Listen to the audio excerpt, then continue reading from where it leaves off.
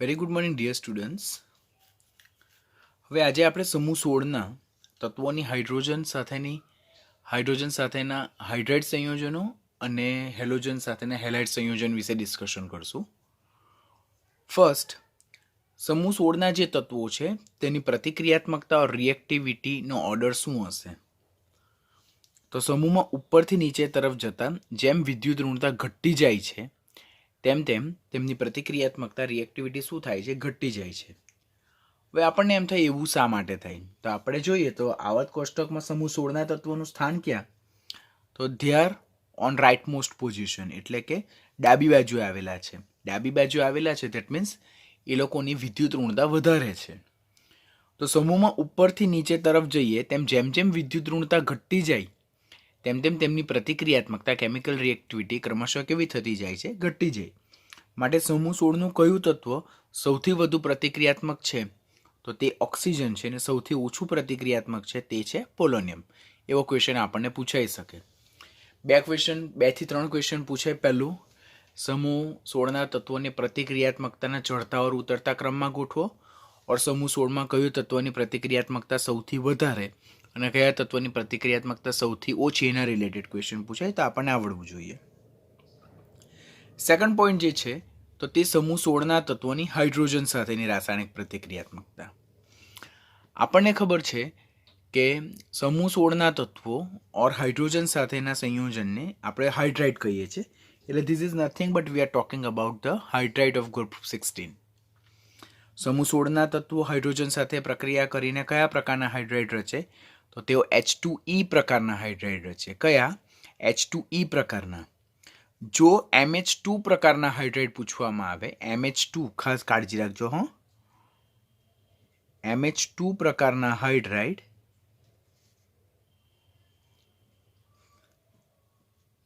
કોણ રચે છે? સમૂહ 2ના તત્વો. આ પોઈન્ટ તમારે યાદ રાખવાનો. અહીંયા H2E ઓર અહીંયા H2M લખે અને MH2, તો એ બંને સેમ જેવા દેખાય પણ બંને સેમ નથી. બરાબર?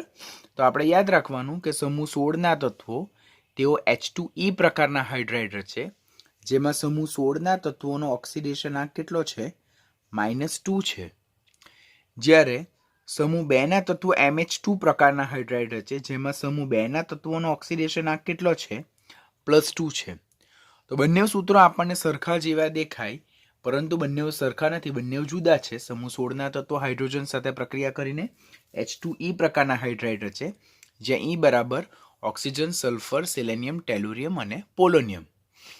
બંધારણ જોઈએ તો સમૂહ 16ના તત્વો તો તે બાહ્યતમ કક્ષામાં 6 ઇલેક્ટ્રોન ધરાવે, ns2np4 electronic configuration of આઉટરમોસ્ટ orbital, જેમાં તેઓ એક ઇલેક્ટ્રોન જે છે તો તે હાઇડ્રોજન સાથે શેર કરે, જ્યારે હાઇડ્રોજન પોતાનું બીજું એક ઇલેક્ટ્રોન શેર કરશે.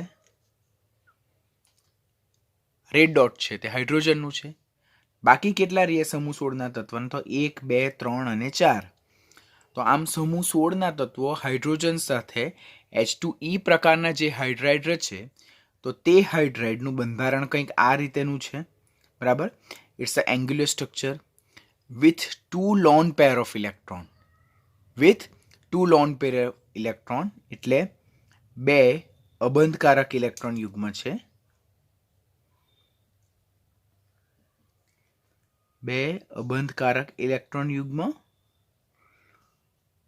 અને 1, 2, 3 અને 4 એમ 4 બંધકારક ઇલેક્ટ્રોન ઓર 2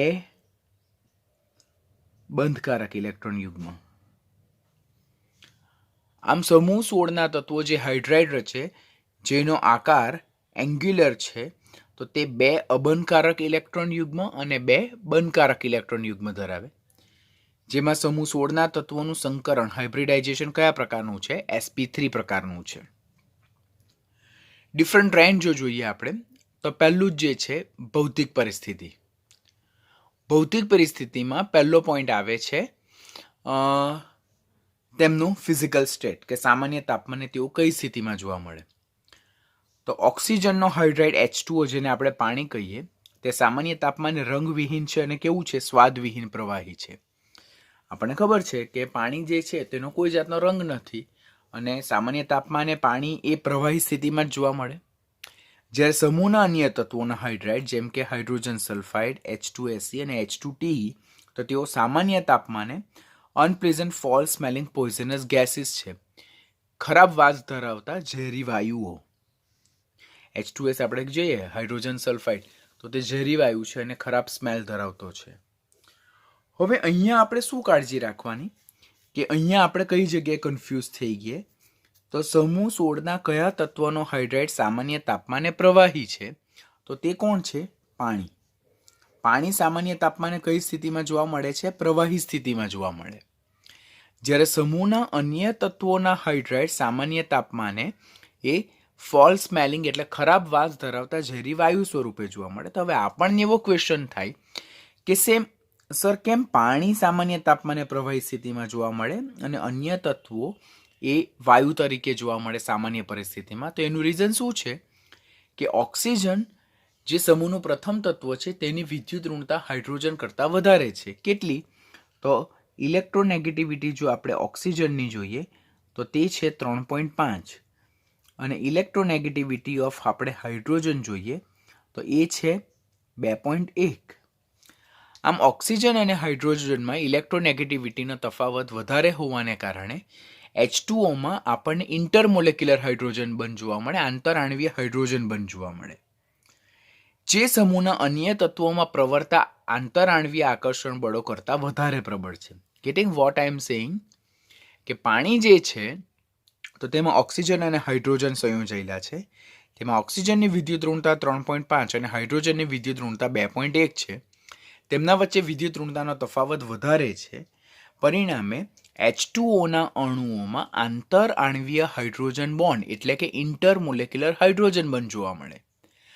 આ જે ઇન્ટરમોલેક્યુલર હાઇડ્રોજન બોન્ડ જે જોવા મળે તે સમૂહના અન્ય તત્વોના હાઇડ્રાઇડમાં પ્રવર્તા જે આંતરઆણવીય આકર્ષણ બળો જેમ કે વાન્ડરવાલ્સ આકર્ષણ બળો છે તેના કરતાં કેવા છે? પ્રબળ છે. પરિણામે H2O સામાન્ય તાપમાને કઈ પરિસ્થિતિમાં જોવા મળે? પ્રવાહી સ્થિતિમાં. તો આ પ્રવાહી સ્થિતિ માટેનું કારણ શું આપણે યાદ રાખવાનું? આંતરઆણવીય હાઇડ્રોજન બોન્ડ. આંતરઆણવીય હાઇડ્રોજન બંધ. આમ પાણીના અણુઓ વચ્ચે હાઇડ્રોજન બંધના નિર્માણને કારણે જે સમૂહના અન્ય તત્વોમાં પ્રવર્તા આકર્ષણ બળો કરતાં પ્રબળ હોવાને કારણે જે ઓક્સિજનનો હાઇડ્રાઇડ પાણી જે છે તે સામાન્ય તાપમાને પ્રવાહી સ્થિતિમાં જોવા મળે, જ્યારે સમૂહના અન્ય તત્વોના હાઇડ્રાઇડ એ ઝેરી વાયુ સ્વરૂપે જોવા મળે છે.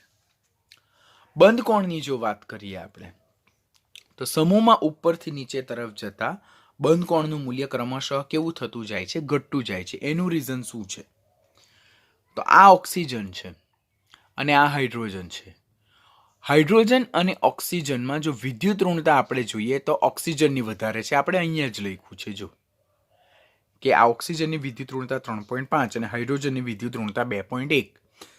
એટલે હાઇડ્રોજન અને ઓક્સિજનમાં ઓક્સિજનની વિદ્યુત ઋણતા વધારે હોવાને કારણે બંધકારક ઇલેક્ટ્રોન યુગ્મ છે તે કોના તરફ કોન્સન્ટ્રેટ થયેલા છે? ઓક્સિજન તરફ કોન્સન્ટ્રેટ થયેલા છે. ઓક્સિજન તરફ કોન્સન્ટ્રેટ થયેલા છે જેને કારણે બંધકારક ઇલેક્ટ્રોન યુગ્મ એકબીજાની નજીક છે અહીંયા અને એમની વચ્ચે પ્રબળ અપાકર્ષણ થાય જેને કારણે they are trying to move away from each other. એ લોકો એકબીજાથી દૂર જવાનો પ્રયત્ન કરે માટે તેમાં બંધ કોણનું મૂલ્ય કેવું જોવા મળે છે? વધારે જોવા મળે છે.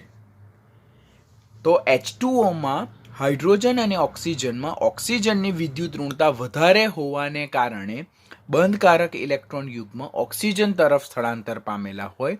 હવે આ બંધકારક ઇલેક્ટ્રોન યુગ્મ એકબીજાની નજીક ઓક્સિજન તરફ કોન્સન્ટ્રેટ થયેલા હોય તો તેઓ એકબીજાની નજીક આવે છે માટે તેમની વચ્ચે જે અપાકર્ષણ બળ લાગે, રિપલ્ઝન ફોર્સિસ લાગે તે વધારે હોય જેને કારણે તેઓ એકબીજાથી દૂર જવાનો પ્રયત્ન કરે. એને કારણે એમાં બંધ કોણનું મૂલ્ય વધી જાય છે.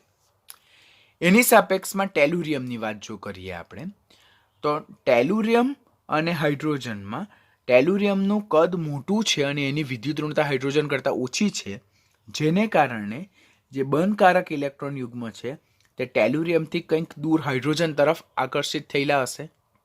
કેમ?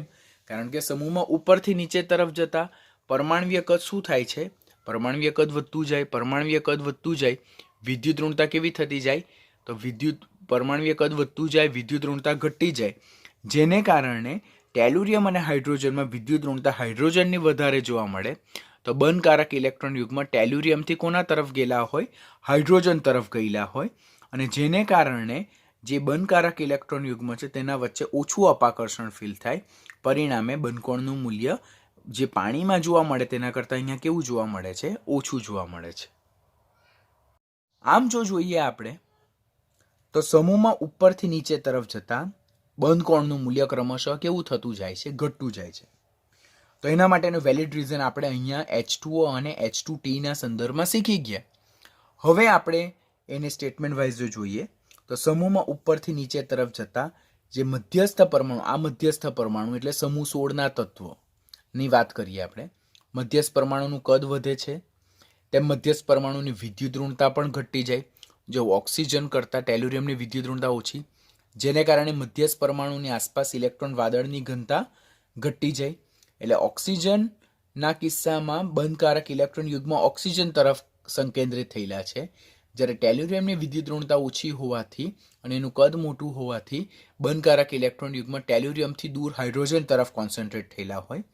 એને કારણે ઉપરથી નીચે તરફ જતા બંધકારક ઇલેક્ટ્રોન યુગ્મ મધ્યસ્થ પરમાણુથી કેવા થતા જાય? દૂર થતા જાય, કંઈક હાઇડ્રોજનની નજીક આવતા જાય.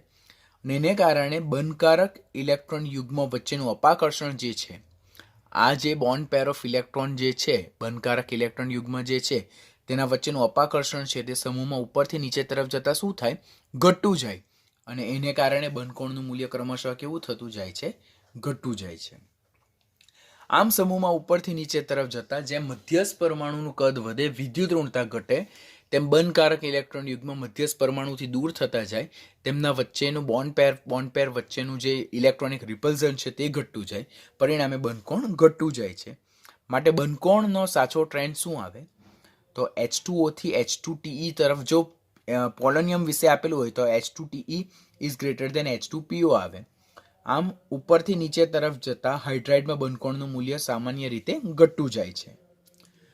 હવે પાણી જે છે તો તેમાં સંકરણ sp3 છે, બંધકોણનું મૂલ્ય 109.28 હોવું જોઈએ, તેને બદલે કેટલું જોવા મળે છે? 104.5 ડિગ્રી જોવા મળે છે. એનું રીઝન શું? તો એનું reason VSEPR theory. VSEPR theory પ્રમાણે જોઈએ તો આ ઓક્સિજન છે, આ લોન પેર ઓફ ઇલેક્ટ્રોન છે, આ બોન્ડ પેર ઓફ ઇલેક્ટ્રોન છે. VSEPR થિયરી પ્રમાણે જો જોઈએ આપણે તો લોન પેર ઓફ ઇલેક્ટ્રોન વચ્ચે જે અપાકર્ષણ જોવા મળે તે બોન્ડ પેર ઓફ ઇલેક્ટ્રોન વચ્ચે જે અપાકર્ષણ જોવા મળે તેના કરતાં કેવું હોય? વધારે હોય છે. As per VSEPR theory, the repulsion forces that is exist in lone pair of electron is higher than a repulsion forces exist in a bond pair of electron. એટલે બંધકારક ઇલેક્ટ્રોન વચ્ચે જે અપાકર્ષણ જોવા મળે તેના કરતાં અબંધકારક ઇલેક્ટ્રોન યુગ્મ વચ્ચે જોવા મળતું અપાકર્ષણ વધારે હોવાને કારણે આ જે અબંધકારક ઇલેક્ટ્રોન યુગ્મ તે એકબીજાથી દૂર જવાનો પ્રયત્ન કરે. અને આ બંને એકબીજાથી દૂર જવાનો પ્રયત્ન કરે એટલે ડેફિનેટલી આ બંને એકબીજાની શું આવશે? નજીક આવશે. અને એને કારણે જે પાણી જે છે તેમાં બંધકોણનું મૂલ્ય કેટલું થાય છે? 109.28 ડિગ્રીથી ઘટીને કેટલું જોવા મળે છે? 104.5 ડિગ્રી જોવા મળે. તો ક્વેશ્ચન પૂછાય કે પાણીમાં sp3 સંકરણ હોય તેમાં બંધકોણનું મૂલ્ય 109.28 ડિગ્રીને બદલે 104.5 ડિગ્રી જોવા મળે છે. તેનું વેલિડ રીઝન શું? તો VSEPR થિયરી પ્રમાણે lone pair repulsion is greater than a bond pair repulsion, જેને કારણે lone pair of electron will try to move from each other, અને એને કારણે બોન્ડ પેર ઓફ ઇલેક્ટ્રોન જે છે તો તે એકબીજાની નજીક આવશે. આ બંને એકબીજાથી દૂર જશે, એકબીજાથી દૂર જાય તો ડેફિનેટલી આ બંને એકબીજાથી દૂર જાય તો આ બંને એકબીજાની નજીક આવે. અને નજીક ક્યાં સુધી આવે? તે 104.5 ડિગ્રી સુધીનો જે બંધકોણ આવે ત્યાં સુધી નજીક આવે, ત્યાર પછી તો બોન્ડ પેર વચ્ચેનું જે ઇલેક્ટ્રોનિક રિપલ્ઝન છે તે સ્ટ્રોંગ થતું જાય, જે તેમને ફર્ધર નજીક આવવા દેતું નથી.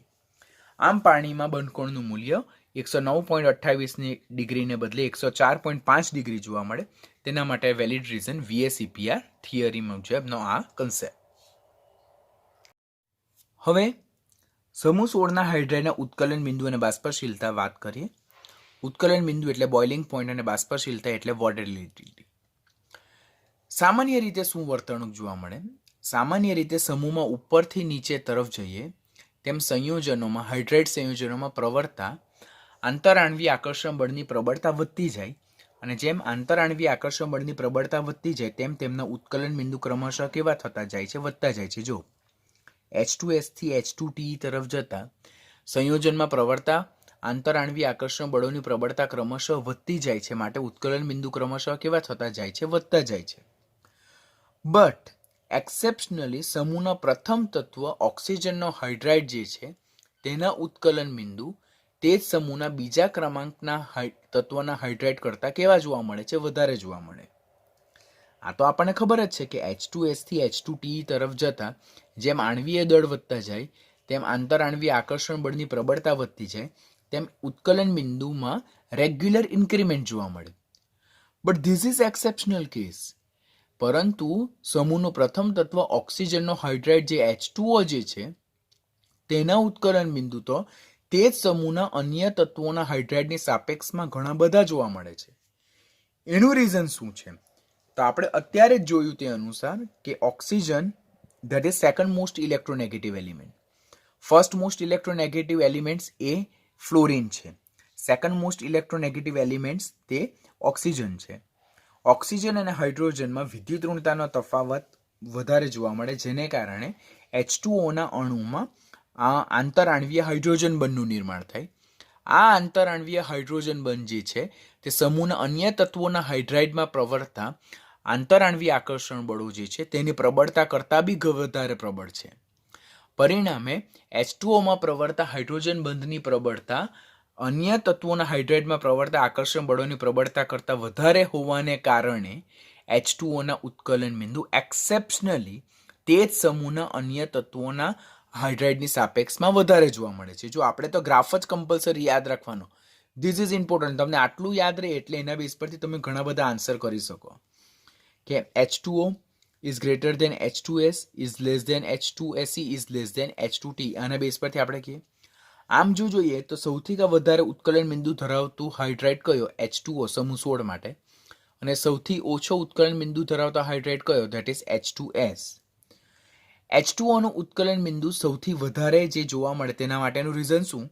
કે H2Oમાં આંતરાણવીય હાઇડ્રોજન બંધ જોવા મળે, જ્યારે સમૂહના અન્ય તત્વોમાં હાઇડ્રોજન બંધ જોવા મળતો સમૂહના અન્ય તત્વોના હાઇડ્રાઇડમાં હાઇડ્રોજન બંધ જોવા મળતો નથી. વધુમાં H2Oમાં જે પ્રવર્તા હાઇડ્રોજન બંધ છે તેની પ્રબળતા તે જ સમૂહના અન્ય તત્વોના હાઇડ્રાઇડમાં પ્રવર્તા આંતરાણવીય આકર્ષણ બળ કરતાં વધારે પ્રબળ છે, માટે H2O જે છે તેનું ઉત્કલન બિંદુ સમૂહના અન્ય તત્વોના હાઇડ્રાઇડની સાપેક્ષમાં વધારે જોવા મળે છે.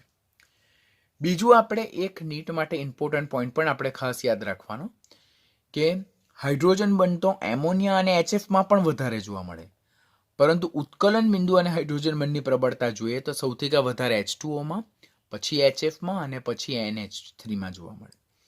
એટલે આપણે આ જે પોઈન્ટ જે છે તે નીટ માટે ખાસ યાદ રાખવાનું, બીકોઝ આના બેઝ પરથી આપણને ક્વેશ્ચન પૂછાય તો આપણે કમ્પલસરી એનો આન્સર કરવા માટે સક્ષમ હોવા જોઈએ. This is important one.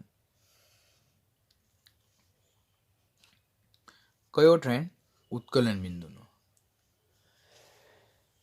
H2O ના ઉત્કલન બિંદુ હાઇડ્રોજન ફ્લોરાઇડ કરતાં વધારે છે અને હાઇડ્રોજન ફ્લોરાઇડના ઉત્કલન બિંદુ NH3 કરતાં વધારે છે. શા માટે એક્સેપ્શનલી H2Oના ઉત્કલન બિંદુ HF કરતાં વધારે જોવા મળે? તો એનું રીઝન શું છે? તો H2O જે છે તો તેમાં 4 હાઇડ્રોજન બંધ જોવા મળે, જ્યારે HFમાં 2 હાઇડ્રોજન બંધ જોવા મળે.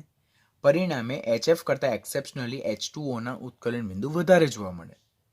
હવે HF કરતાં NH3ના ઉત્કલન બિંદુ ઓછા જોવા મળવાનું રીઝન ઇલેક્ટ્રોનેગેટિવિટી કહી શકાય કે ફ્લોરિનની ઇલેક્ટ્રોનેગેટિવિટી 4 છે, જ્યારે નાઇટ્રોજનની ઇલેક્ટ્રોનેગેટિવિટી એ 3 છે, માટે આમાં જે પ્રબળતા આંતરઆણવીય હાઇડ્રોજન બંધ છે તેની પ્રબળતા આની સાપેક્ષમાં વધારે જોવા મળે. માટે HFના ઉત્કલન બિંદુ એ NH3 કરતાં વધારે છે. That is but obvious. આમ હાઇડ્રોજન બંધમાં આ જે H2O છે તે એક અપવાદ કિસ્સો છે કે તેના ઉત્કલન બિંદુ HF કરતાં કેવા જોવા મળે છે? વધારે જોવા મળે છે. એનું રીઝન H2Oમાં 4 હાઇડ્રોજન બંધ બનાવી શકે છે. પ્રત્યેક પાણીનો અણુ 4 હાઇડ્રોજન બંધ બનાવી શકે, જ્યારે HFમાં 2 હાઇડ્રોજન બંધ બની શકે. પરિણામે H2Oમાં જે હાઇડ્રોજન બંધની પ્રબળતા છે અને ઉત્કલન બિંદુ જે છે તે HF કરતાં કેવા જોવા મળે? આપણને વધારે જોવા મળે છે. આ પોઈન્ટ આપણે ખાસ યાદ રાખવાનું. જો ટેક્સ્ટબુક તમારી પાસે હોય અને ટેક્સ્ટબુકમાં તમે H2O, HF અને NH3ના ઉત્કલન બિંદુને બી જો કમ્પેર કરશો તો ડેફિનેટલી H2Oના ઉત્કલન બિંદુ એ HF અને NH3 કરતાં કેવા જોવા મળશે? વધારે જોવા મળશે. હવે એક્સેપ્શનલ બિહેવિયર જોઈ લીધું કે H2Oના ઉત્કલન બિંદુ H2S કરતાં કેમ વધારે છે, પરંતુ H2S થી H2TE તરફ જતા ઉત્કલન બિંદુ કેમ વધે? તો તે સામાન્ય વર્તણૂક છે. તે H2S થી H2TE તરફ જતા મધ્યસ્થ પરમાણુનું કદ વધતું જાય, તેમના હાઇડ્રાઇડના આણવીય દળ વધતા જાય, તેમાં પ્રવર્તા આંતરઆણવીય આકર્ષણ બળની પ્રબળતા વધતી જાય, એટલે સામાન્ય રીતે ઉત્કલન બિંદુ વધવાનો ટ્રેન્ડ દર્શાવે. આમ ઉત્કલન બિંદુનો જો યોગ્ય ક્રમ જોઈએ આપણે તો સૌથી વધારે ઉત્કલન બિંદુ પાણીનું છે, પછી H2TEનું છે, પછી H2SEનું છે અને પછી H2Sનું છે. માટે સૌથી વધારે ઉત્કલન બિંદુ H2Oનું અને સૌથી ઓછું ઉત્કલન બિંદુ કોનું છે? હાઇડ્રોજન સલ્ફાઇડનું છે. બાષ્પશીલતા વિશે વાત કરીએ તો બાષ્પશીલતા એ ઉત્કલન બિંદુના કેવા પ્રમાણમાં છે? વ્યસ્ત પ્રમાણમાં છે. બાષ્પશીલતા ઉત્કલન બિંદુના કેવા પ્રમાણમાં છે? વ્યસ્ત પ્રમાણમાં છે. જે સંયોજનના ઉત્કલન બિંદુ વધારે છે, ધેટ મીન્સ તેઓનું જે બાષ્પીભવન છે તે ઓછી માત્રામાં થાય ઓર ઓછું થાય, ધીમેથી થાય. જેમના ઉત્કલન બિંદુ વધારે છે તેમને ઉકળવા માટે વધારે તાપમાનની જરૂરિયાત હોય તો તેઓ ધીમેથી બાષ્પીભવન પામે. એટલે એમનું બાષ્પીભવન ઓછું થાય તો એમના બાષ્પની સાંદ્રતા ઓછી હશે, માટે તેમનું બાષ્પ દબાણ ઓછું હશે. આમ બાષ્પ દબાણ અને બાષ્પશીલતા બંને એકબીજાના સમપ્રમાણમાં, ખાસ યાદ રાખજો હો. બાષ્પ દબાણ અને બાષ્પશીલતા બંને એકબીજાના સમપ્રમાણમાં. એટલે જો બાષ્પીભવન વધારે હશે તો બાષ્પ દબાણ વધારે હશે, બાષ્પીભવન ઓછું થશે તો બાષ્પ દબાણ ઓછું થાય. પરંતુ બાષ્પશીલતા એ ઉત્કલન બિંદુના કેવા પ્રમાણમાં છે? વ્યસ્ત પ્રમાણમાં. જેનું ઉત્કલન બિંદુ વધારે હોય તેનું બાષ્પીભવન ઓછું થાય. બાષ્પીભવન ઓછું થાય ધેટ મીન્સ એની બાષ્પશીલતા ઓછી હશે. અને જેનું ઉત્કલન બિંદુ ઓછું હોવાને કારણે એનું બાષ્પીભવન ઝડપથી થશે તો એની બાષ્પશીલતા કેવી હશે? વધારે હશે. જેમ નિર્બળ આકર્ષણ બળ અણુમાં તેમ તેનું બાષ્પાવસ્થામાં રૂપાંતર પામવાની પ્રક્રિયા કેવી? સરળતાથી થાય. હવે બાષ્પશીલતાનો જે ટ્રેન્ડ છે તે ઉત્કલન બિંદુથી ટોટલ વિરુદ્ધ ટ્રેન્ડ, કે પાણીનું ઉત્કલન બિંદુ H2S કરતાં વધારે હતું પરંતુ પાણીની બાષ્પશીલતા H2S કરતાં કેવી છે? ઓછી છે. એટલે ઇન શોર્ટ ઉત્કલન બિંદુનો જે આપણે ટ્રેન્ડ લખીએ છીએ તેનાથી વિરુદ્ધ ટ્રેન્ડ આપણે શેમાં લખવાનો? બાષ્પશીલતા માટે લખવાનો થાય. આમ જો જોઈએ તો સમૂહ 16ના હાઇડ્રાઇડમાં પાણી જે છે તો તે સૌથી ઓછું બાષ્પશીલ, બિકોઝ એના ઉત્કલન બિંદુ સૌથી વધારે છે. જ્યારે H2S જેનો ઉત્કલન બિંદુ સૌથી ઓછા છે તેની બાષ્પશીલતા સૌથી વધારે છે. તો અહીંયાથી ક્વેશ્ચન પૂછાય કે સમૂહ 16ના હાઇડ્રાઇડમાં સૌથી વધુ ઉત્કલન બિંદુ અને સૌથી ઓછું ઉત્કલન બિંદુ કોનું? તો સૌથી વધુ ઉત્કલન બિંદુ H2Oનું અને સૌથી ઓછું ઉત્કલન બિંદુ H2Sનું. અને એવી જ રીતે સમૂહ 16ના હાઇડ્રાઇડમાં સૌથી ઓછી બાષ્પશીલતા H2Oની અને સૌથી વધુ બાષ્પશીલતા કોની છે? H2Sની. આમ ટોપિકને આપણે એકબીજા સાથે કોરિલેટ કરી શકીએ. ગલનબિંદુ જેને આપણે મેલ્ટિંગ પોઈન્ટ કહીએ તો ગલનબિંદુમાં પણ સેમ આપણને સિક્વન્સ ઉત્કલન બિંદુ જેવી જ જોવા મળે. જો H2Oના ગલનબિંદુ તેમાં પ્રવર્તા આંતરઆણવીય હાઇડ્રોજન બંધની પ્રબળતાને કારણે તે જ સમૂહના અન્ય તત્વોના હાઇડ્રાઇડના ગલનબિંદુ કરતાં વધારે જોવા મળે. અને જે પ્રમાણે ઉત્કલન બિંદુનો આપણને કર્વ જોવા મળતો હતો, સિક્વન્સ જોવા મળતી, તે સેમ સિક્વન્સ સેમ ઓર્ડર આપણે શેમાં યાદ રાખવાનું? ગલનબિંદુમાં. જો કે H2Oના ઉત્કલન બિંદુ સૌથી વધારે હતા જ્યારે H2Sના ઉત્કલન બિંદુ સૌથી ઓછા હતા, એવી જ રીતે H2Oના ગલન બિંદુ સૌથી વધારે છે અને H2Sના ગલન બિંદુ સૌથી ઓછા છે.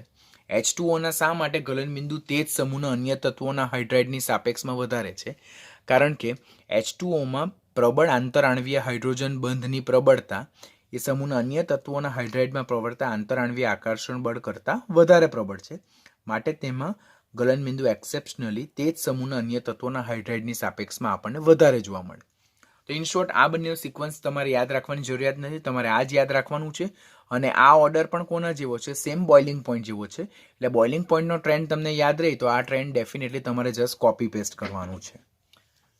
ઉષ્મીય સ્થાયીતા જો જોઈએ, હવે સમૂહમાં ઉપરથી નીચે તરફ જતા ઉષ્મીય સ્થાયીતા એટલે કે થર્મલ સ્ટેબિલિટી, એસિડિક સ્વભાવ અને રિડક્શન કરતાનો શું ટ્રેન્ડ જોવા મળે તેના વિશે ડિસ્કશન કરીએ.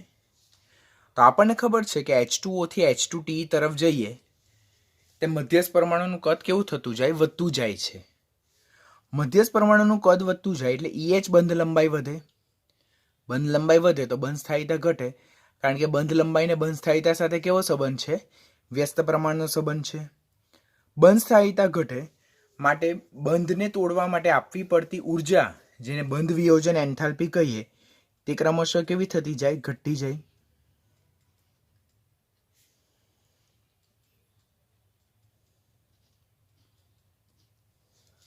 બંધ વિયોજન એન્થાલ્પી ઘટે તો બંધ સરળતાથી તૂટે એટલે હાઇડ્રોજન સરળતાથી મુક્ત થાય. હાઇડ્રોજન સરળતાથી મુક્ત થાય એટલે એસિડિક સ્વભાવ ક્રમશઃ કેવો થતો જાય છે? વધતો જાય. માટે H2O એ લીસ્ટ એસિડિક છે, જ્યારે H2PO એ મોસ્ટ એસિડિક છે. હવે ઉપરથી નીચે તરફ જઈએ તેમ જેમ મધ્યસ્થ પરમાણુનું કદ વધે, EH બંધ લંબાઈ વધે, EH બંધ સ્થાયીતા ઘટે, ઉષ્મીય સ્થાયીતા સંયોજનની ઘટતી જાય, બંધ સરળતાથી તૂટે, હાઇડ્રોજન સરળતાથી મુક્ત થાય. તો હાઇડ્રોજનનું મુક્ત થવું એટલે રિડક્શન પામવું કે ઓક્સિડેશન પામવું? તો ઓક્સિડેશન પામવું. તો as we go down in a same group એટલે સમાન સમૂહના હાઇડ્રાઇડમાં આપણે ઉપરથી નીચે તરફ જઈએ તેમ હાઇડ્રોજન મુક્ત થવાની વૃત્તિ વધતી જાય એટલે કે ઓક્સિડેશન પામવાની વૃત્તિ વધતી જાય. માટે રિડક્શન કરતા તરીકેની પ્રબળતા પણ ક્રમશઃ કેવી થતી જાય છે? વધતી જાય છે. આમ જો જોઈએ આપણે તો H2O જે છે તો તેની ઉષ્મીય સ્થાયીતા સૌથી કા વધારે, એસિડિક સ્વભાવ સૌથી કા ઉષ્મીય સ્થાયીતા જોઈએ તો આ સૌથી કા વધારે છે, બરાબર. અને એના કરતાં ઓછું ઉષ્મીય સ્થાયીતા H2S ની, એનાથી ઓછી H2SE ની, એનાથી ઓછી કોની છે? H2T. આ કોનો ક્રમ છે? ઉષ્મીય સ્થાયીતાનો ક્રમ છે.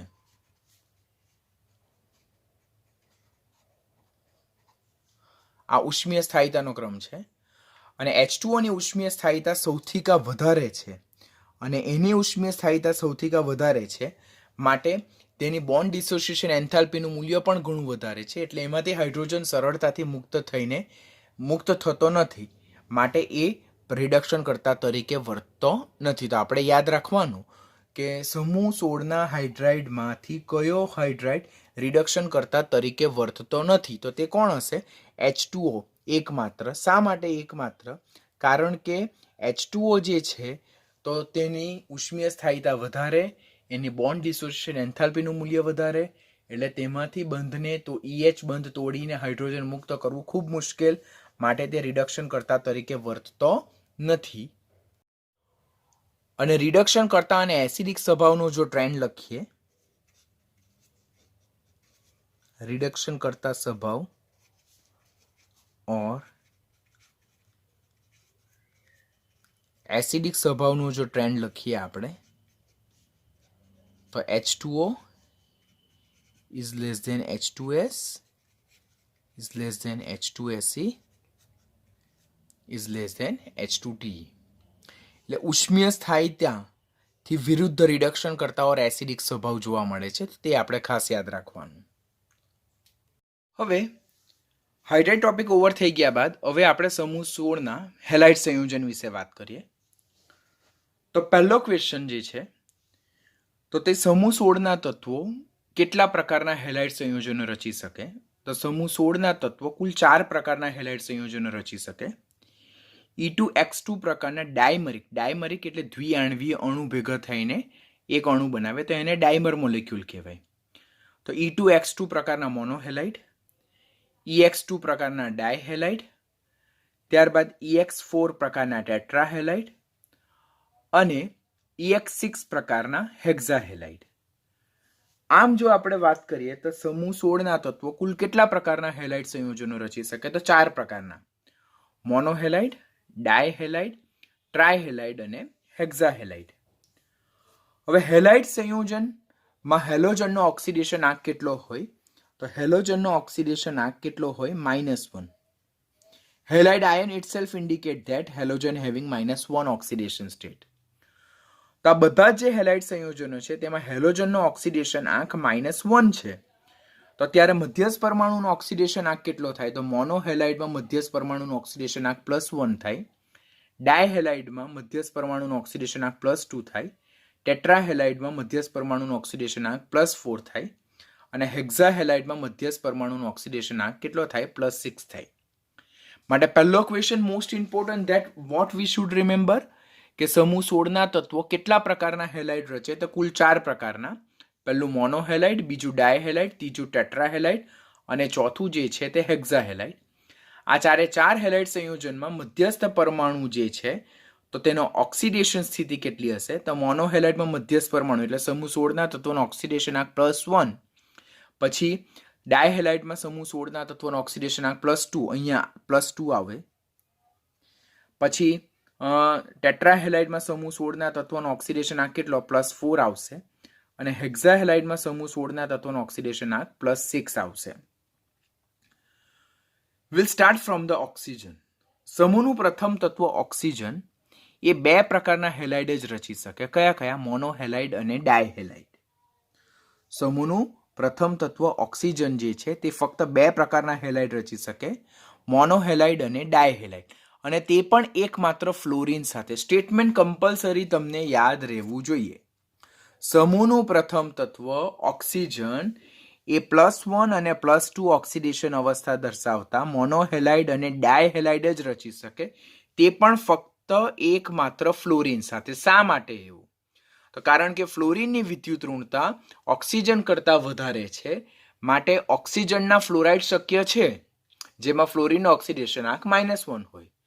પરંતુ ઓક્સિજનના ક્લોરાઇડ, બ્રોમાઇડ અને આયોડાઇડ એટલા માટે શક્ય નથી બીકોઝ ઓક્સિજનના ક્લોરાઇડ, બ્રોમાઇડ અને આયોડાઇડમાં ઓક્સિજનની વિદ્યુત ઋણતા ક્લોરિન, બ્રોમિન કરતાં વધારે છે. માટે ઓક્સિજન સમૂહનું જે પ્રથમ તત્વ છે તે એકમાત્ર ફ્લોરિન સાથે ફ્લોરાઇડ સંયોજનો રચી શકે, તે પણ +1 અને +2 ઓક્સિડેશન અવસ્થા દર્શાવતા જ. ખાસ ધ્યાનથી શીખજો, આના બેઝ પરથી તમને કોન્ટ્રાવર્શિયલ ક્વેશ્ચન આવશે. કે પહેલો ક્વેશ્ચન શું પૂછાય કે ઓક્સિજન કઈ ઓક્સિડેશન સ્થિતિ દર્શાવતા હેલાઇડ રચી શકે? તો +1 અને +2 ઓક્સિડેશન સ્થિતિ. કયા એકમાત્ર હેલોજન સાથે ઓક્સિજનના હેલાઇડ સંયોજનો શક્ય છે? ફ્લોરિન સાથે.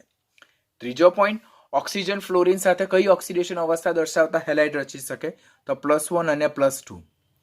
ઓક્સિજન એકમાત્ર ફ્લોરાઇડ સંયોજનો રચી શકે, તેનું કારણ કે ઓક્સિજન કરતાં ફ્લોરિનની વિદ્યુત ઋણતા વધારે છે, માટે ઓક્સિજનના ફ્લોરાઇડ શક્ય છે. ચોથો નેક્સ્ટ ક્વેશ્ચન, ઓક્સિજનના ક્લોરાઇડ, બ્રોમાઇડ અને આયોડાઇડ શક્ય નથી. કારણ કે ઓક્સિજનની વિદ્યુત ઋણતા ક્લોરિન, બ્રોમિન અને આયોડિન કરતાં વધારે હોવાથી ઓક્સિજનના ક્લોરાઇડ, બ્રોમાઇડ અને આયોડાઇડ જેમાં ક્લોરિન, બ્રોમિન અને આયોડિનનો -1 ઓક્સિડેશન આંક હોય તે શક્ય નથી. માટે આટલા ક્વેશ્ચન આપણે ઓક્સિજન માટે ખાસ યાદ રાખવાના કે ઓક્સિજન મોનોહેલાઇડ અને ડાયહેલાઇડ રચે, જેમાં ઓક્સિજનનો ઓક્સિડેશન આંક +1 અને +2 હોય. ઓક્સિજનના ફ્લોરાઇડ જ શક્ય છે કારણ કે ફ્લોરિનની વિદ્યુત ઋણતા ઓક્સિજન કરતાં વધારે છે. ઓક્સિજનના ક્લોરાઇડ, બ્રોમાઇડ અને આયોડાઇડ શક્ય નથી કારણ કે ક્લોરિન, બ્રોમિન અને આયોડિન કરતાં ઓક્સિજનની વિદ્યુત ઋણતા વધારે છે. તો એવા સંયોજનને આપણે ઓક્સિજનના ક્લોરાઇડ અને બ્રોમાઇડ નહીં પરંતુ ક્લોરિન અને બ્રોમિનના શું કહેવાય? ઓક્સાઇડ. જો આ સંયોજન જ જો કે આને ઓક્સિજન ડાયફ્લોરાઇડ કહેવાય, પરંતુ આને ક્લોરિનનો ઓક્સાઇડ કહેવાય અને બ્રોમિનનો ઓક્સાઇડ કહેવાય, અને ક્લોરિન ઓક્સિજનના ક્લોરાઇડ ઓર ઓક્સિજનના બ્રોમાઇડ કહી શકાય નહીં. એટલા માટે અહીંયા મેં તમને રાઉન્ડ કરીને આપેલ છે જેથી તમારા માઇન્ડમાં કન્સેપ્ટ ક્લિયર થાય. ઓક્સિજન જે છે તો તે +4 અને +6 ઓક્સિડેશન અવસ્થા દર્શાવતા હેલાઇડ રચી શકતું નથી. એનું રીઝન શું છે? કારણ કે ઓક્સિજન બીજા આવર્તનું તત્વ છે, તેની પાસે ડી કક્ષકનો અભાવ છે, માટે એ +4 અને +6 ઓક્સિડેશન સ્થિતિ દર્શાવતું નથી. તો એ +4 અને +6 ઓક્સિડેશન દર્શાવતા ટેટ્રાહેલાઇડ અને હેક્ઝાહેલાઇડ રચશે નહીં.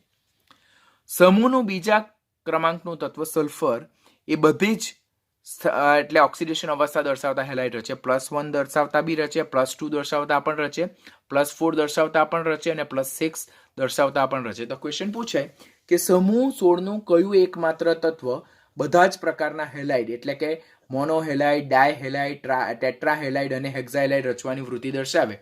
તો તેનો આન્સર શું આવશે? તેનો આન્સર સલ્ફર આવશે. સિલેનિયમ જે છે તો તે ડાયહેલાઇડ રચતું નથી, ટેલુરિયમ એ મોનોહેલાઇડ રચતું નથી, પોલોનિયમ એ મોનોહેલાઇડ અને હેક્સાહેલાઇડ રચતું નથી. હવે સિલેનિયમ, ટેલુરિયમ અને પોલોનિયમ શા માટે મોનોહેલાઇડ અને ડાયહેલાઇડ રચતા નથી? એટલે સિલેનિયમ શા માટે ડાયહેલાઇડ રચતું નથી, ટેલુરિયમ શા માટે મોનોહેલાઇડ રચતું નથી, પોલોનિયમ શા માટે મોનોહેલાઇડ રચતું નથી? તો એના રીઝન અનનોન છે, but that is exceptional case and we need two accept it. આપણે ખાલી યાદ રાખવાનું કે સિલેનિયમ સમૂહ 16નું કયું તત્વ ડાયહેલાઇડ રચતું નથી? તો તે સિલેનિયમ. સમૂહ 16ના કયું તત્વ એ મોનોહેલાઇડ રચતું નથી? તો ટેલુરિયમ અને પોલોનિયમ. જ્યારે સમૂહનું છેલ્લું તત્વ પોલોનિયમ જેને +6 ઓક્સિડેશન અવસ્થા અસ્થાયી હોવાને કારણે તો તે હેક્સાહેલાઇડ પણ રચતું નથી. તો ફરીથી જો સમરી જોઈ લઈએ તો ઓક્સિજન +1 અને +2 ધરાવતા મોનોહેલાઇડ અને ડાયહેલાઇડ જ રચે, ટેટ્રાહેલાઇડ અને હેક્સાહેલાઇડની રચે. સલ્ફર +1, +2, +4 અને +6 ઓક્સિડેશન અવસ્થા દર્શાવતા બધા જ પ્રકારના હેલાઇડ રચે. સિલેનિયમ મોનોહેલાઇડ, ટેટ્રાહેલાઇડ, હેક્સાહેલાઇડ રચે, ડાયહેલાઇડની રચે. ત્યાર પછી ટેલુરિયમ મોનોહેલાઇડની રચે જ્યારે ડાય, ટેટ્રા અને હેક્સાહેલાઇડ રચે. પછી પોલોનિયમ મોનોહેલાઇડ અને હેક્સાહેલાઇડ નથી રચતું પરંતુ ડાયહેલાઇડ અને ટેટ્રાહેલાઇડ રચે છે. બાજુની બે કોલમમાં તેમનું સંકરણ અને તેમનો જે આકાર જે છે તે આપેલો છે, જે આપણે યાદ રાખવાનો થાય. આમ જો સમૂહ 16ના તત્વોની આપણે વાત કરીએ તો સમૂહ 16ના જે તત્વો જે છે તો તે +1, +2, +4 અને +6 ઓક્સિડેશન અવસ્થા દર્શાવતા હેલાઇડ સંયોજનો રચે. ક્વેશ્ચન પૂછે કે સમૂહ 16ના તત્વો નીચેનામાંથી કઈ ઓક્સિડેશન અવસ્થા દર્શાવતા હેલાઇડ સંયોજનો રચે? તો +1, +2, +4 અને +6. આ પોઈન્ટ યાદ રાખશું. પછી કયું તત્વ કઈ ઓક્સિડેશન અવસ્થા દર્શાવતું નથી? તો તે ઓક્સિજન +4 અને +6 નથી દર્શાવતું. શા માટે નથી દર્શાવતું? કારણ કે ઓક્સિજન પાસે ડી કક્ષકનો અભાવ છે. સિલેનિયમ +2, ટેલુરિયમ +1, પોલોનિયમ +1 અને પોલોનિયમ સાથે સાથે +6 ઓક્સિડેશન અવસ્થા પણ નથી દર્શાવતું. શા માટે? કારણ કે પોલોનિયમ સમૂહનું છેલ્લું તત્વ છે તો એની +6 ઓક્સિડેશન અવસ્થા અસ્થાયી ઓક્સિડેશન અવસ્થા છે, માટે તે +6 ઓક્સિડેશન અવસ્થા દર્શાવતા સંયોજન હેલાઇડ રચતું નથી. આ એક્સેપ્શનલ બિહેવિયર છે that we need two accept. Oxygen શા માટે +4 અને +6 દર્શાવતા હેલાઇડની રચે? કારણ કે એની પાસે ડી કક્ષકનો અભાવ છે. એની પાસે ડી કક્ષકનો અભાવ છે. સમૂહનું એકમાત્ર સલ્ફર તત્વ +1, +2, +4 અને +6 બધી જ ઓક્સિડેશન અવસ્થા દર્શાવતા હેલાઇડ રચી શકે છે. તો ઓક્સિજનના મોનોહેલાઇડ અને ડાયહેલાઇડ શક્ય છે પરંતુ એના ટેટ્રાહેલાઇડ અને હેક્સાહેલાઇડ શક્ય નથી. પોલોનિયમના મોનોહેલાઇડ અને હેક્સાહેલાઇડ શક્ય નથી જ્યારે એના ડાયહેલાઇડ અને ટેટ્રાહેલાઇડ શક્ય છે. તો આટલા પોઈન્ટ યાદ રાખવાનું. હવે જ્યારે સમાન તત્વની હેલાઇડની સ્થાયીતાનો ક્રમ જો નક્કી કરવામાં આવે તો સમાન તત્વ માટે ફ્લોરાઇડની સ્થાયીતા સૌથી વધારે કોના કરતાં? ક્લોરાઇડ કરતાં. એની સ્થાયીતા બ્રોમાઇડ કરતાં વધારે અને એની સ્થાયીતા આયોડાઇડ કરતાં વધારે. આમ જો હું સલ્ફરની વાત કરું તો સલ્ફરના ફ્લોરાઇડ સૌથી વધારે સ્થાયી, એના પછી ક્લોરાઇડ સ્થાયી, એના પછી બ્રોમાઇડ સ્થાયી અને સૌથી ઓછા સ્થાયી કોણ? આયોડાઇડ. એનું રીઝન શું? તો જેમ આપણે ફ્લોરાઇડ, ક્લોરાઇડ, બ્રોમાઇડ અને આયોડાઇડ તરફ જઈએ તેમ ઋણ આયનનું કદ વધતું જાય અને ઋણ આયનનું કદ વધતું જાય માટે સંયોજન કેવું થતું જાય? અસ્થાયી થતું જાય. માટે નાના કદના ફ્લોરાઇડ આયન ધરાવતા સલ્ફરના ફ્લોરાઇડ સૌથી વધુ સ્થાયી, જ્યારે મોટા કદના આયોડાઇડ આયન ધરાવતા સલ્ફરના આયોડાઇડ સૌથી ઓછા સ્થાયી. વેરી સિમ્પલ છે. જેમ ફ્લોરાઇડથી આયોડાઇડ તરફ જતા ઋણ આયનનું કદ વધતું જાય તેમ સંયોજનની સ્થાયીતા ક્રમશઃ કેવી થતી જાય છે? ઘટતી જાય છે. વધુમાં ઓક્સિજનના ફક્ત ફ્લોરાઇડેડ સંયોજનો શક્ય છે કારણ કે ઓક્સિજન કરતાં ફ્લોરિનની વિદ્યુત ઋણતા વધારે હોવાથી ઓક્સિજન એ ફ્લોરિનને ઇલેક્ટ્રોન આપશે અને ફ્લોરિન એની પાસે ઇલેક્ટ્રોન મેળવશે અને ફ્લોરિન એ ફ્લોરાઇડ આયન સ્વરૂપે અસ્તિત્વ ધરાવે, પરંતુ ઓક્સિજનના ક્લોરાઇડ, બ્રોમાઇડ અને આયોડાઇડ શક્ય નથી. એનું રીઝન શું? કારણ કે ઓક્સિજનની વિદ્યુત ઋણતા ક્લોરિન, બ્રોમિન કરતા અને આયોડિન કરતા વધારે છે. માટે ઓક્સિજનના ક્લોરાઇડ, બ્રોમાઇડ અને આયોડાઇડ કે જેમાં ક્લોરિન, બ્રોમિન અને આયોડિનનો ઓક્સિડેશન આંક -1 હોવો જોઈએ તે શક્ય નથી.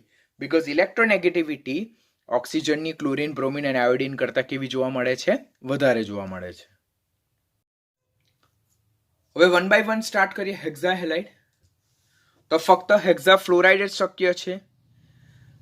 કેમ હેક્ઝા ફ્લોરાઇડ જ શક્ય છે? હેક્ઝા ક્લોરાઇડ, હેક્ઝા બ્રોમાઇડ કે હેક્ઝા આયોડાઇડ શા માટે શક્ય નથી? કારણ કે હેક્ઝા ક્લોરાઇડ, બ્રોમાઇડ અને આયોડાઇડમાં હેલોજન પરમાણુનું કદ જેમ જેમ વધતું જાય તેમ તેમ તેના હેક્ઝા હેલાઇડ કેવા થતા જાય? અસ્થાયી બનતા જાય. કે સપોઝ હું વાત કરું તો સલ્ફરની સરાઉન્ડિંગમાં નાના કદના 6 ફ્લોરિન પરમાણુ ગોઠવાયેલા હોય, સલ્ફરની સરાઉન્ડિંગમાં નાના કદના 6 ફ્લોરિન પરમાણુ ગોઠવાયેલા હોય તો તે મોલેક્યુલ્સને કોમ્પેક્ટ બનાવે. એટલે સલ્ફરની સરાઉન્ડિંગમાં નાના કદના 6 ફ્લોરિન પરમાણુ એકોમોડેટ થઈ શકે. પરંતુ સલ્ફરની સરખામણીમાં મોટા કદના ક્લોરિન, બ્રોમિન અને આયોડિન પરમાણુ જો આપણે ગોઠવવા જઈએ તો એ ગોઠવાઈ બી જાય કોઈ વખત, પરંતુ એ સંયોજન જે હેલોજન પરમાણુ છે ઓર હેલાઇડ આયનના મોટા કદને કારણે એ સંયોજન હાઈલી કેવા બને છે? અનસ્ટેબલ બને છે. માટે આ સ્ટેટમેન્ટ આપણે ખાસ યાદ રાખવાનું થાય કે હેક્ઝા હેલાઇડમાં ફક્ત ને ફક્ત હેક્ઝા ફ્લોરાઇડ જ શક્ય છે. હેક્ઝા ક્લોરાઇડ, હેક્ઝા બ્રોમાઇડ અને હેક્ઝા આયોડાઇડ શક્ય નથી. શા માટે? કારણ કે ફ્લોરાઇડ આયનનું કદ નાનું હોવાથી તે મધ્યસ્થ પરમાણુની સરાઉન્ડિંગમાં કોમ્પેક્ટ રીતે ગોઠવાઈ શકે, જ્યારે ક્લોરાઇડ, બ્રોમાઇડ અને આયોડાઇડના મોટા કદને કારણે તેઓ મધ્યસ્થ પરમાણુના સરાઉન્ડિંગમાં કોમ્પેક્ટ રીતે ગોઠવાઈ જતા નથી અને તેમના જે સંયોજનો બને જેમ કે હેક્ઝા ક્લોરાઇડ, હેક્ઝા બ્રોમાઇડ અને હેક્ઝા આયોડાઇડ તે હાઈલી અનસ્ટેબલ બનશે. બધા જ હેક્ઝા ફ્લોરાઇડ જેમ કે SF6, SeF6 અને TeF6 વાયુરૂપ સ્વરૂપે ધરાવે. યાદ રાખવાનું. ઓક્સિજન હેક્ઝા હેલાઇડ નહીં બનાવે. શા માટે? કારણ કે ઓક્સિજન બીજા આવર્તનું તત્વ છે જેમાં ડી કક્ષકનો અભાવ છે, માટે એ પોતાનું +4 ઓર +6 ઓક્સિડેશન અવસ્થા દર્શાવતા સંયોજનો જ નહીં રચે. પોલોનિયમ પણ હેક્ઝા હેલાઇડ નથી બનાવતું કારણ કે પોલોનિયમ માટે +6 ઓક્સિડેશન અવસ્થા એ કેવી છે? અસ્થાયી ઓક્સિડેશન અવસ્થા છે. વધુમાં પોલોનિયમનું કદ પણ કેવું છે? મોટું છે, માટે તેની સરાઉન્ડિંગમાં 6 હેલોજન પરમાણુને ગોઠવવું મુશ્કેલ થાય ને વધુમાં જો પોલોનિયમની સરાઉન્ડિંગ, મોટા કદના પોલોનિયમની સરાઉન્ડિંગમાં 6 હેલોજનને ગોઠવી બી દઈએ તો પણ એ બનતું સંયોજન કેવું હશે? અતિ અસ્થાયી હશે. માટે પોલોનિયમના હેક્ઝા હેલાઇડ શક્ય નથી. તો હેક્ઝા હેલાઇડ માટે 2 સ્ટેટમેન્ટ ખાસ યાદ રાખવાના. ફક્ત હેક્ઝા ફ્લોરાઇડ જ શક્ય છે. હેક્ઝા ક્લોરાઇડ, હેક્ઝા બ્રોમાઇડ અને હેક્ઝા આયોડાઇડ શક્ય નથી. અને ઓક્સિજન અને પોલોનિયમ હેક્ઝા હેલાઇડ બનાવતા નથી.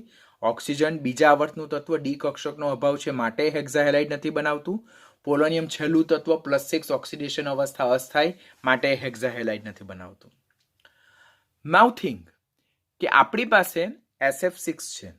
SF6 થી TeF6 તરફ જવું છે આપણે, તો ત્યારે ઉષ્મીય સ્થાયીતા અને જળ વિભાજન વિશે તમારું શું માનવું? વિચારો, જસ્ટ થિંક કે અહીંયા આપણી પાસે SF6 છે, સલ્ફર હેક્ઝા ફ્લોરાઇડ, અને અહીંયા આપણી પાસે ટેલુરિયમ હેક્ઝા ફ્લોરાઇડ છે. તો SF6 થી TeF6 તરફ જઈએ તેમ હેલાઇડ સંયોજનની સ્થાયીતા વિશે તમારું શું માનવું હશે? શું આ વધારે સ્થાયી હશે કે આ વધારે સ્થાયી? ઓર SF6 થી TeF6 તરફ સ્થાયીતા વધતી જાય કે ઘટતી જાય? તો just think for a while, વિચારો થોડા સમય માટે. તો આ બંને પરમાણુમાં ફ્લોરિન પરમાણુ તો સમાન છે. શું ચેન્જ થાય છે? સલ્ફર પરમાણુ ચેન્જ થાય છે. અહીંયા સલ્ફર છે ને અહીંયા ટેલુરિયમ છે. અહીંયા નાના કદનો સલ્ફર પરમાણુ છે, અહીંયા મોટા કદનો ટેલુરિયમ પરમાણુ છે. એટલે જેમ SF6 થી SeF6 થી TeF6 તરફ જઈએ તેમ મધ્યસ્થ પરમાણુની વિદ્યુત ઋણતા ઘટતી જાય ને મધ્યસ્થ પરમાણુનું કદ કેવું થતું જાય? વધતું જાય છે. જો અહીંયા મધ્યસ્થ પરમાણુ તરીકે સલ્ફર છે ને અહીંયા મધ્યસ્થ પરમાણુ તરીકે ટેલુરિયમ છે, તો જેમ SF6 થી TeF6 તરફ જઈએ તેમ પરમાણુય કદ કેવું થતું જાય? વધતું જાય. હવે કદ વધતું જાય તો ડેફિનેટલી ઉષ્મીય સ્થાયીતા, થર્મલ સ્ટેબિલિટી ઘટતી જાય. થર્મલ સ્ટેબિલિટી ઘટતી જાય તો તેમ તેમ ડેફિનેટલી કેમિકલ રિએક્ટિવિટી, પ્રતિક્રિયાત્મકતા વધતી જાય.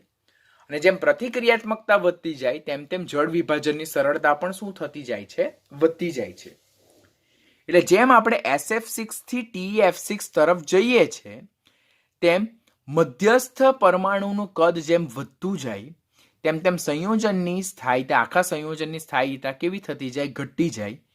સંયોજનની પ્રતિક્રિયાત્મકતા વધતી જાય અને સંયોજનની જળ વિભાજન પામવાની સરળતા કેવી થતી જાય? વધતી જાય.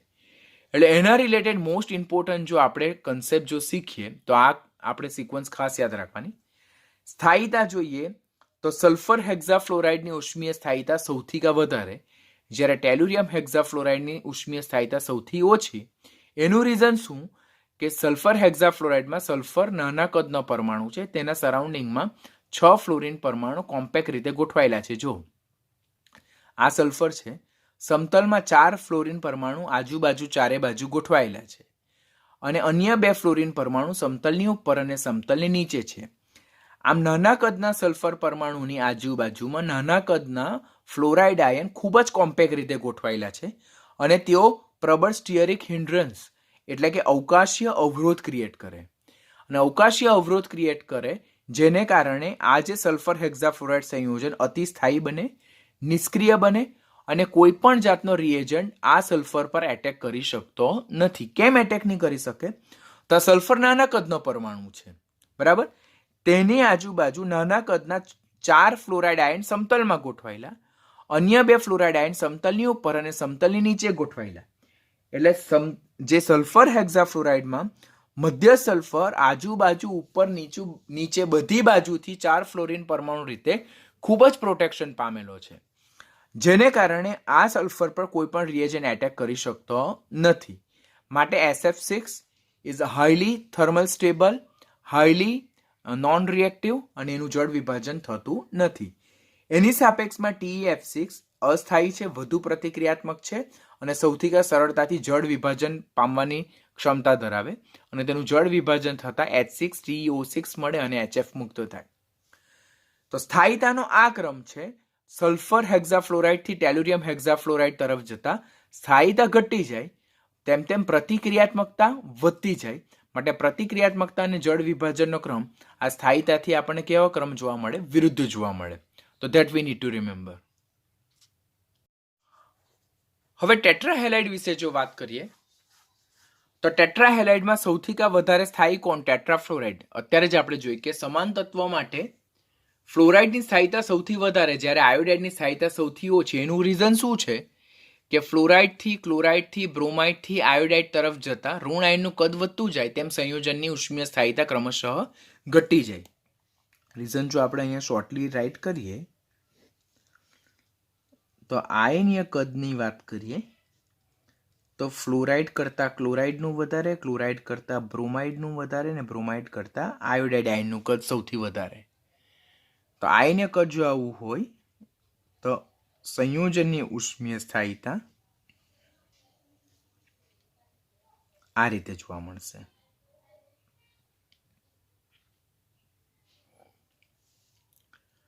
તેમાં સલ્ફર ટેટ્રાફ્લોરાઇડ તે વાયુ સ્થિતિમાં જોવા મળે, SeF4 પ્રવાહી સ્થિતિમાં જોવા મળે અને TeF4 ઘન સ્થિતિમાં જોવા મળે. એનું રીઝન શું છે? કે ઉપરથી નીચે તરફ જતા આંતર આણ્વીય આકર્ષણ બળો, આંતર આણ્વીય આકર્ષણ બળોની પ્રબળતા કેવી થતી જાય? વધતી જાય છે. માટે સલ્ફર ટેટ્રાફ્લોરાઇડ માં પ્રવર્તા આંતર આણ્વીય આકર્ષણ બળની પ્રબળતા ઓછી હશે, માટે તે સામાન્ય તાપમાને પ્રવાહી સ્થિતિમાં જોવા મળે. જ્યારે ટેલુરિયમ ટેટ્રાફ્લોરાઇડમાં આંતર આણ્વીય આકર્ષણ બળોની પ્રબળતા વધારે છે, આણ્વીય દળ વધારે છે, માટે તે ઘન સ્થિતિમાં જોવા મળે. સીસો જીઓમેટ્રી જોવા મળે with 1 lone pair of electron. The most important thing that we need to remember કે સલ્ફરના હેક્ઝાફ્લોરાઇડ જળ વિભાજન પામતા નથી. They are not prone towards the hydrolysis. They are not getting hydrolyzed. જ્યારે સલ્ફરના ટેટ્રાફ્લોરાઇડ જળ વિભાજન પામી શકે છે, સલ્ફર હેક્ઝાફ્લોરાઇડ જળ વિભાજન પામી શકતું નથી. અત્યારે જ આપણે લર્ન કર્યું સલ્ફર ટેટ્રાફ્લોરાઇડ જળ વિભાજન પામી શકે. એનું રીઝન શું છે? તો સલ્ફર હેક્ઝાફ્લોરાઇડ જે છે તેમાં મધ્ય સલ્ફર પરમાણુ આજુબાજુ ચારે બાજુ અને ઉપર અને નીચે એમ કુલ 6 પરમાણુ દ્વારા એકદમ સ્ટ્રોંગલી પ્રોટેક્ટેડ છે અને તેમાં અવકાશી અવરોધ પણ સૌથી વધારે છે. માટે કોઈ પણ રિએજન્ટ સલ્ફર હેક્ઝાફ્લોરાઇડમાંના સલ્ફર પર એટેક કરી શકતું નથી. એની સાપેક્ષમાં સલ્ફર ટેટ્રાફ્લોરાઇડમાં મધ્ય સલ્ફર પરમાણુની આસપાસ ગોઠવાયેલા 4 ફ્લોરિન પરમાણુ એ હાઇડ્રોક્સાઇલ આયન જેવા રિએજન્ટને એટેક સામે મધ્ય સલ્ફર પરમાણુનું રક્ષણ કરી શકતા નથી. આપણે જોયું ને કે સલ્ફર હેક્ઝાફ્લોરાઇડમાં તો ઉપર નીચે પણ ફ્લોરિન હતા, પરંતુ સલ્ફર ટેટ્રાફ્લોરાઇડમાં જે સલ્ફરને પ્રોટેક્શન મળવું જોઈએ, અવકાશીય અવરોધ મળવો જોઈએ, તે SF6 ની સાપેક્ષમાં ઘણો ઓછો છે. માટે કોઈ પણ રિએજન્ટ SF4 પર એટેક કરી શકે છે. માટે સલ્ફર ટેટ્રાફ્લોરાઇડનું જળ વિભાજન શક્ય થઈ શકે છે. એને આપણે ઉદાહરણ દ્વારા જો જોઈએ, રિએક્શન દ્વારા જો જોઈએ, તો સલ્ફર હેક્ઝાફ્લોરાઇડનું જળ વિભાજન શક્ય નથી. નો રિએક્શન્સ વિલ બી પ્રોસીડ. જ્યારે સલ્ફર ટેટ્રાફ્લોરાઇડનું જળ વિભાજન થઈ શકે તેમાંથી હાઇડ્રોજન ફ્લોરાઇડ અને સલ્ફર ડાયોક્સાઇડ મળે. તો રીઝન તમારા માઇન્ડમાં ક્લિયર થઈ જવું જોઈએ. સલ્ફર હેક્ઝાફ્લોરાઇડનું જળ વિભાજન શા માટે શક્ય નથી? કારણ કે સલ્ફર હેક્ઝાફ્લોરાઇડમાં તો આપણે જોયું કે જે મધ્ય સલ્ફર પરમાણુ છે, આ સલ્ફર હેક્ઝાફ્લોરાઇડનું બંધારણ જો દોરીએ આપણે, તો 1, 2, 3 અને 4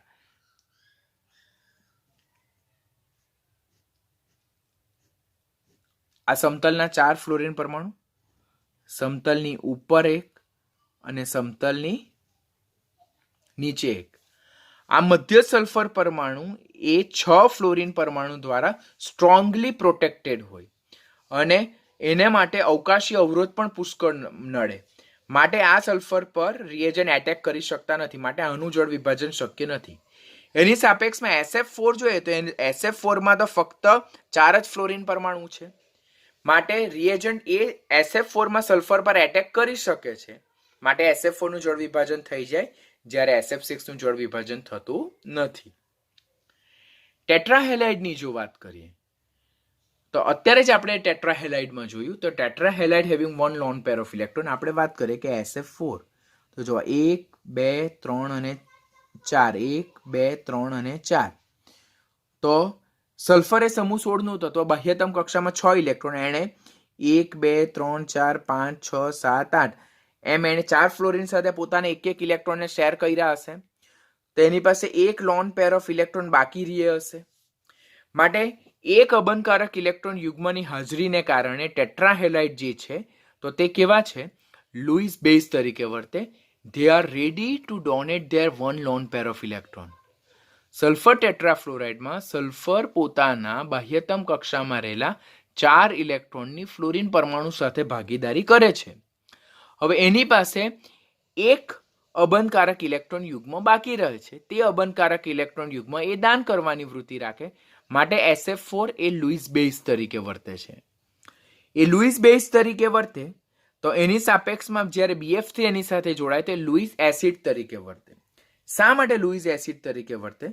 તો BF3 જે છે તેમાં બોરોનની ફ્લોરિન સાથે આ રીતે સંયોજન હોય, તો તેમાં બોરોને જે 13મા સમૂહનું તત્વ છે એ પોતાના એક ઇલેક્ટ્રોન ફ્લોરિન સાથે શેર કરેલા છે અને ફ્લોરિને પોતાના એક ઇલેક્ટ્રોન શેર કરેલા છે. એકચ્યુઅલી અહીંયા જે આ બોન્ડ પેર ઓફ ઇલેક્ટ્રોન જે છે તે ફ્લોરિન તરફ આવશે, પણ અહીંયા આપણે સમજીએ છીએ, આપણે અત્યારે એના પર કન્સેપ્ટ નથી કરવાનું. તો અહીંયા જે બોરોન જે છે, તો બોરોન જે ટ્રાયફ્લોરાઇડ છે BF3, તેમાં આ જે બોન્ડ પેર ઓફ ઇલેક્ટ્રોન તે ડેફિનેટલી કોના તરફ હશે? ફ્લોરિન તરફ હશે. કોના તરફ હશે? ફ્લોરિન તરફ.